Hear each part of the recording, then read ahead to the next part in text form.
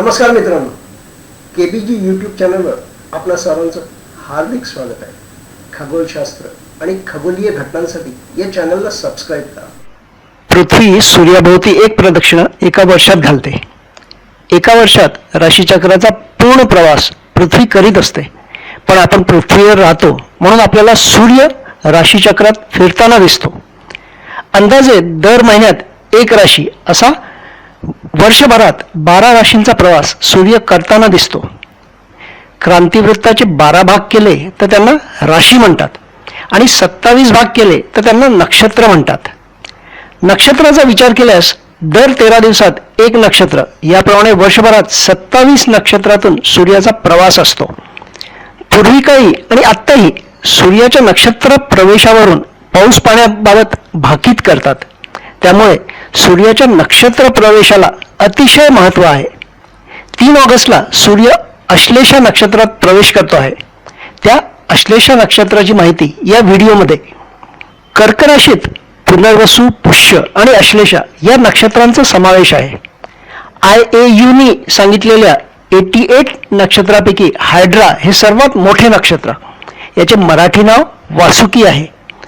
क्रांतिवृत्ताजवळील हा नक्षत्र समूह कर्क राशीपासून तुला राशीपर्यंत पसरलेला आहे.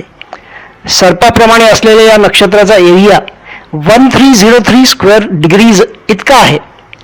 अल्फा हायड्रा किंवा अल्फाड हा या नक्षत्र समूहातील सर्वात तेजस्वी तारा. या नक्षत्र समूहातील एप्सिलॉन तारा म्हणजे अश्लेषा नक्षत्र, अश्लेषा किंवा एप्सिलॉन हायड्रा हा गुणित तारा आहे. गुणित ताऱ्यासंबंधी माहिती आमच्या आधीच्या व्हिडिओमध्ये दिली आहे, लिंक वर देत आहे. हा 4 ताऱ्यांचा समूह आहे. 3.3 मॅग्निट्यूड असलेला हा तारकासमूह सूर्यापासून 129 लाईट इयर्स दूर आहे.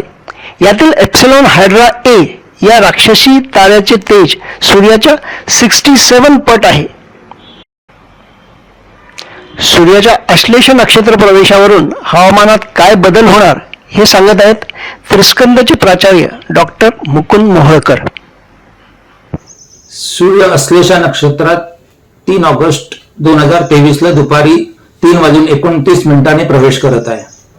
या नक्षत्राचे वाहन म्हैस असून सूर्य श्री नक्षत्रात व चंद्र पुरुष नक्षत्रात असल्यामुळे सरासरी पावसाचे प्रमाण महाराष्ट्रात जास्त राहील. दिनांक 3 व 4 ऑगस्टला कोकण किनारपट्टीवर तसेच उत्तर महाराष्ट्रातील धुळे, नंदुरबार, नाशिक, जळगाव या ठिकाणी पाऊस जास्त पडेल. 7 ऑगस्टला शुक्र वक्र गतीने कर्क राशीत प्रवेश करत आहे व त्याचा अस्त पण आहे. त्यामुळे 7 व 8 ऑगस्टला मराठवाडा, पश्चिम महाराष्ट्रातील सोलापूर, पुणे, सांगली, सातारा तसेच विदर्भातील गडचिरोली, चंद्रपूर, यवतमाळ, वाशिम जिल्ह्यात पावसाचे प्रमाण जास्त राहील. ढगफुटीची पण परिस्थिती काही जिल्ह्यात जाणवेल. या नक्षत्रात मंगळ व बुध युती 5 अंशावर उत्तर फाल्गुनी नक्षत्र व पूर्व फाल्गुनी नक्षत्रात सिंह राशीत होत असल्यामुळे वादळी वाऱ्यासह वीज पडण्याचे प्रकार पर्वतीय भागात जास्त जाणवतील. 8 ते 14 ऑगस्ट दरम्यान महाराष्ट्र व मध्य भारतात तुरळक व खंडित पावसाचे योग आहेत. 14 ते 17 ऑगस्ट दरम्यान जल व अमृत नाडीत एकूण 6 ग्रह येत असल्यामुळे या दरम्यान संपूर्ण महाराष्ट्रात सर्वदूर पाऊस पडेल. एकंदरीत या अश्लेषा नक्षत्रात संपूर्ण महाराष्ट्र व मध्य भारतात पावसाचे प्रमाण सरासरीपेक्षा थोडे जास्त राहील. धन्यवाद. हा व्हिडिओ आपल्याला आवडला असेल तर नक्की लाईक, शेअर, सबस्क्राईब करा आणि बेल आयकॉन प्रेस करा म्हणजे आपल्याला नोटिफिकेशन्स मिळतील. धन्यवाद.